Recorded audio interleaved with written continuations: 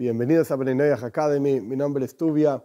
Estamos estudiando una frase que está en el quinto libro de la Torá, Parshas Vaishanan. Escucha Israel, Dios nuestro Señor, Dios es uno.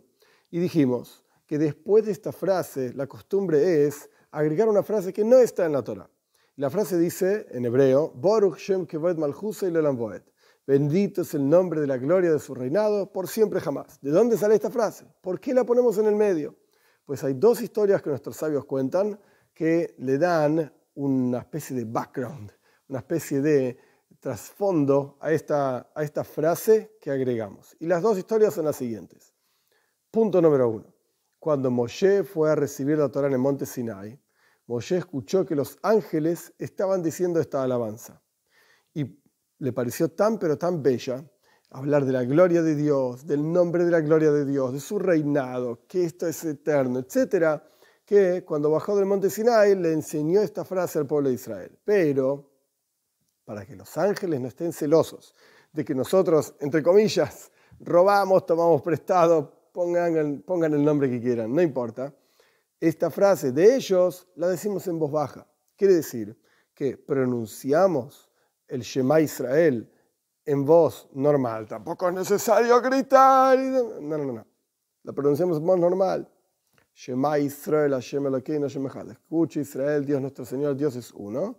Y después decimos en voz baja, pronunciando, verbalizando, pero en voz baja, Baruch Shem Kevod Malchusei Le'olam Vaed. Bendito es el nombre de la gloria del reinado de Dios por siempre, jamás, etc. Y después sigue, amarás a Dios, etcétera, etcétera.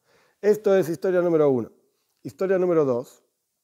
Encontramos en la Torá, en el final del primer libro de la Torá, en Parshas Vayechi, que Jacob va a bendecir a sus hijos. Los junta a sus hijos y les quiere dar una braja. Nuestros sabios cuentan que les quiso decir cuándo va a llegar Mashiach, pero que Dios dijo, ahora no es el momento para hablar de este tema. Sea como fuere, Él les quiso dar una bendición. Pero antes de esa bendición, Jacob estaba muy preocupado, a ver si sus hijos realmente iban a seguir el camino de él. Su abuelo Abraham tuvo a otros hijos, Ishmael, y después tuvo otros hijos.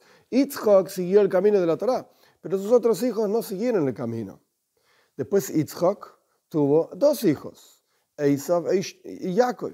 Esav, hoy Beismir, terrible, una persona asesina, violadora, de lo peor. Jacob, un hombre bueno, siguió el camino de la Torá.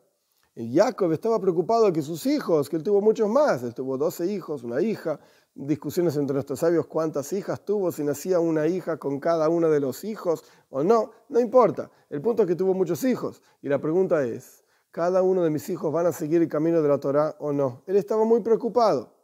Entonces, compartió esta preocupación con sus hijos. Y sus hijos le respondieron, Shema Israel. Escuchá, papá, se llamaba Israel, Jacob, y además se llamaba Israel. Escuchá, Israel.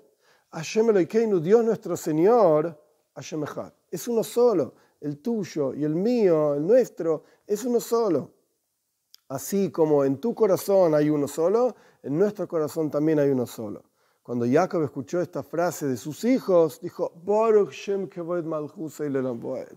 Bendito es el nombre de la gloria del reinado de Dios por siempre jamás. Estaba en una alabanza a Dios, estaba contento, estaba feliz de que sus hijos estaban en el camino del monoteísmo, de lo que sea que era el judaísmo en ese momento.